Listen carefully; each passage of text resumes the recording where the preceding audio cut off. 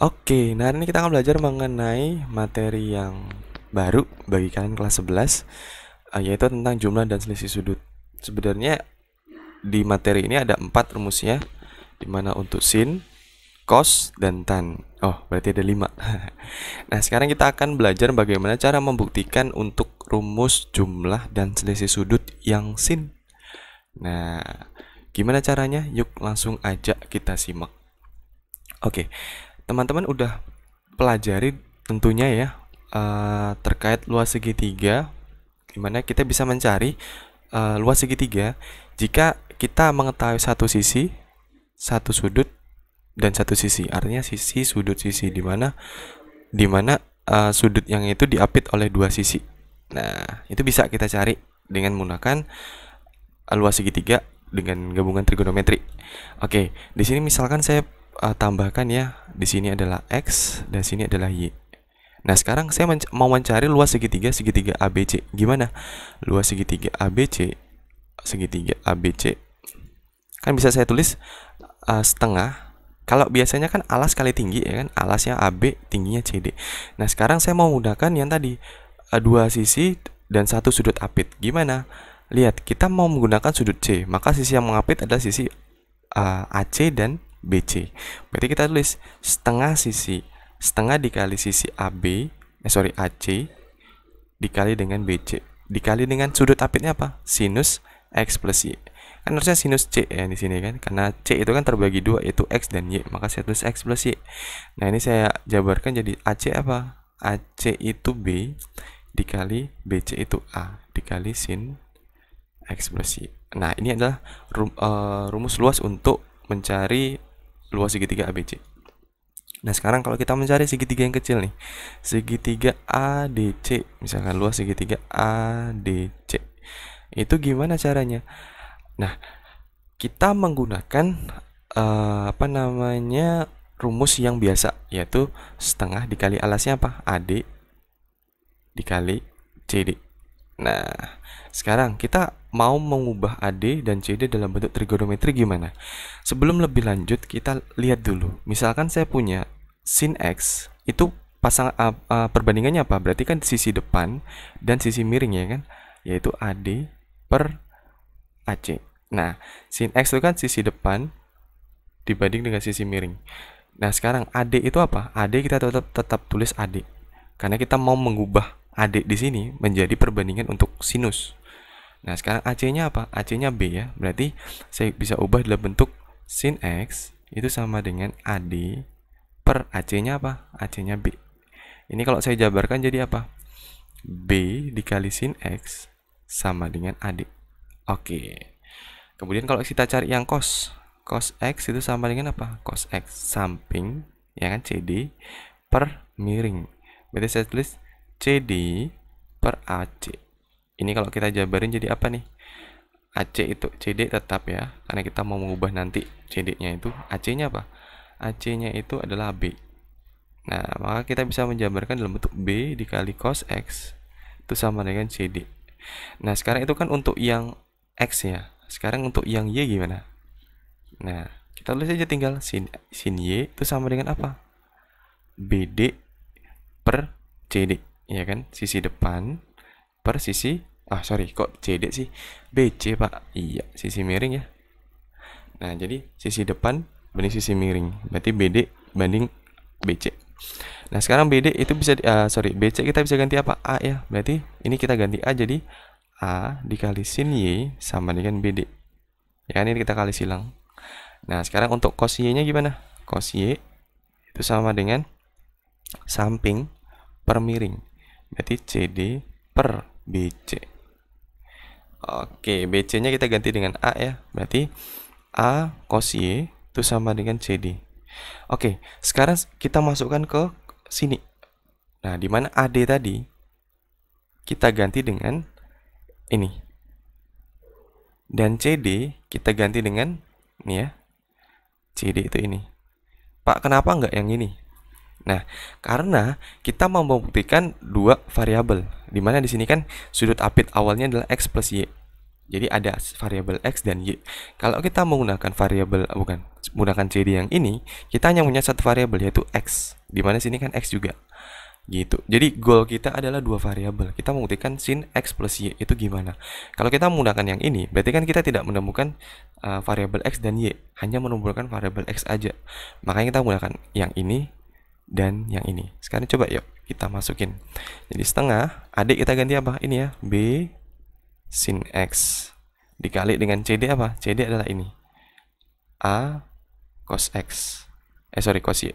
Nah, ini kalau kita sederhanakan jadi setengah AB sin X cos Y. Oke, sampai sini kita keep dulu. Kemudian kita lihat segitiga yang kecil.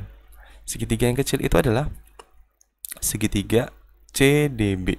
Luasnya gimana? Sama, setengah, alasnya apa? BD. Kita kali BD. Kita kali tingginya apa? Tingginya CD.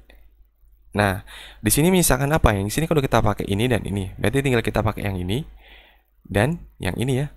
Kalau saya lingkar, berarti BD itu bisa diganti dengan yang ini supaya kita munculkan bentuk trigonometrinya. Kemudian CD kita bisa ganti dengan yang ini. Kita ganti pena biru deh biar nggak bingung. Biru Pak, ungu. Nah ini, oke. Selanjutnya kita tinggal masukkan aja, kita ganti. Berarti setengah dikali BD itu tadi apa? A sin Y ya. A sin Y. Kemudian dikali dengan CD itu B cos X. Sekali lagi, kenapa kita menggunakan ini, nggak menggunakan Y atau Y juga, Pak? Karena biar goal kita menemukan dua variabel. Nah, seperti itu. Ini kalau kita sederhanakan jadi setengah dikali A dikali B sin Y cos X. Nah, selanjutnya apa, Pak? Selanjutnya kita lihat luas segitiga ABC itu kan sama aja dengan luas segitiga ADC ditambah luas segitiga CDB. Ya enggak? Ya kan? Nah, maka kalau saya tulis di sini luas segitiga ABC itu kan luas segitiga tambah dengan luas segitiga ADC, kita naikin dikit. Ya kan? ADC kita jumlahkan dengan luas segitiga CDB. Nah, kita udah dapat luas segitiga ADC tadi apa? Ini ya. Setengah AB, setengah dikali AB sin X cos Y. Maka kita ganti setengah dikali dengan AB dikali dengan sin X cos Y. Ditambah luas segitiga CDB ini ya. Sama setengah kali AB dikali sin Y cos X. Nah, luas ABC itu apa? Luas segitiga ABC tadi kita udah dapat adalah setengah dikali AB dikali dengan sin X plus Y. Maka kita tulis aja di situ di sini. Setengah dikali A dikali B sin X plus Y. Nah, sekarang kalau saya jabarkan seperti ini. Ini setengah dikali AB-nya bisa saya coret nggak? Bisa ya, karena ruas kiri dan ruas kanan memiliki setengah dikali A dikali B. Maka kita bisa coret nih. Sisanya apa? Sin X plus Y itu sama dengan sin X cos Y plus sin Y cos X. Nah, ini adalah rumus untuk jumlah sudut untuk yang sin. Nah, ini kita dapat nih. Sekarang kalau kita mau mencari yang selisih gimana? Nah, lihat, selisih berarti bentuknya adalah sin X min Y. Ya enggak sih? Nah, sekarang bentuk ini itu kan saya bisa ubah dalam bentuk seperti ini, sin X plus min Y. Ya enggak? Ya dong. Nah, sekarang ini kan bentuk penjumlahan. Kita masukkan ke penjabaran untuk yang jumlah sudut untuk sin. Berarti tinggal kita ganti aja nanti Y-nya dengan min Y, ya kan? Berarti sin X dikali dengan cos min Y plus sin dikali min Y. Oh, kok dikali? Sin min Y dikali dengan cos X. Oke, sekarang gini, sin X tetap sin X. Nah, sekarang cos min Y. Berarti kalau saya buat di sini adalah kuadran. Kalau kuadrannya itu sudutnya negatif, artinya dia searah jarum jam, ya kan? Berarti dia misalkan di sini adalah Y, ya kan? Berarti di sini adalah negatif Y. Nah, sekarang kita lihat cos. Cos itu positif pada kuadran berapa sih? Cos itu positif pada kuadran 1 dan kuadran 4. Artinya ketika dia di sini sudutnya negatif, dia tidak berarti apa-apa karena pada daerah itu dia positif. Maka tetap kita tuliskan cos Y. Jadi negatifnya itu tidak berpengaruh kepada nilai si cos. Maka bentuknya tetap seperti ini. Tapi berbeda dengan sin. Nah, lihat, sin negatif Y. Sin di kuadran 1 positif, tapi sin di kuadran 4 itu nilainya apa? Negatif. Maka kita ubah, atau cara gampang negatifnya untuk kalau sin buka kurung negatif, negatifnya keluar. Jadi seperti ini.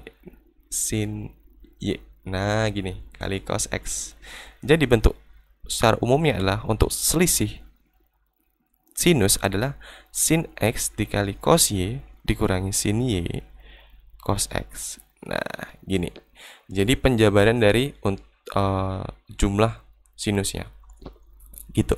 Jadi pahami lagi kenapa di sini bisa negatif, kenapa di sini tetap positif. Jadi tergantung dia kuadrannya. Di sini kan kuadran 4, kenapa cos tetap cos dan tidak jadi negatif cos adalah karena pada kuadran 4 cos itu memang tempatnya positif. Sementara sin kenapa bisa menjadi negatif adalah karena ketika sin di kuadran 4 nilainya negatif. Seperti itu. Bisa? Bisa ya. Jadi kita udah mendapatkan dua rumus, yaitu untuk selisih, berarti untuk selisih yang ini bisa teman-teman catat nanti di buku teman-teman. Dan untuk yang penjumlahan atau jumlah adalah ini. Nah, bisa ya? Bisa. Ini wajib rumus yang kalian pahami sebelum kalian lebih lanjut belajar mengenai trigonometri. Karena kalau kalian nggak bisa rumus ini atau kalian nggak paham rumus ini, kalian bakal kesulitan mengikuti materi selanjutnya. Jadi tolong dipahami ya. Oke, bisa? Sip.